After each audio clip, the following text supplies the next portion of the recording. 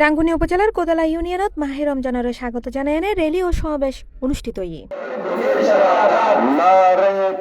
ফেব্রুয়ারি 17 তারিখ মঙ্গলবার ফজরত ইত্তেহাদ উলামায়ে ইসলাম কোদালা ও আপনাইয়ে কোদালা উলামা সংস্থার যৌথ উদ্যোগে এই কর্মসূচিও গড়া হয়। এদিন ফজরত কোদালা ধুপাকাটতুন শুরু হয় ইউনিয়নের প্রধান প্রধান সড়ক ও বিভিন্ন অলিগলি প্রদক্ষিণ করে র্যালিও শেষ করা হয়।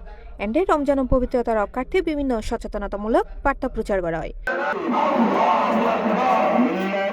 পরে কোদালা চৌমুহনী এলাকাতে আয়োজিত পথসভার সভাপতিত্ব করে কোদালা মাদ্রাসা পরিচালক মাওলানা মুফতি আব্দুল কাদের, ইত্তেহাদে উলামায়ে ইসলাম কোদালার সভাপতি মাওলানা আবুল ফয়েজ আনসারী সভাপতিত্বে সভাত বক্তব্য দেয় উপদেষ্টা মাওলানা হাফেজ জাফর সাদেক, সাধারণ সম্পাদক মাওলানা জসিমউদ্দিন, সদস্য মাওলানা আব্দুল মাবুদ, আপনাইয়ে কোদালা উলামা সংস্থার সভাপতি মাওলানা মোহাম্মদ সালাউদ্দিন, অর্থ সম্পাদক হাফেজ মাওলানা মোহাম্মদ মাসুম, সাংগঠনিক সম্পাদক মাওলানা মোহাম্মদ মনসুর সহ আরো কেউ।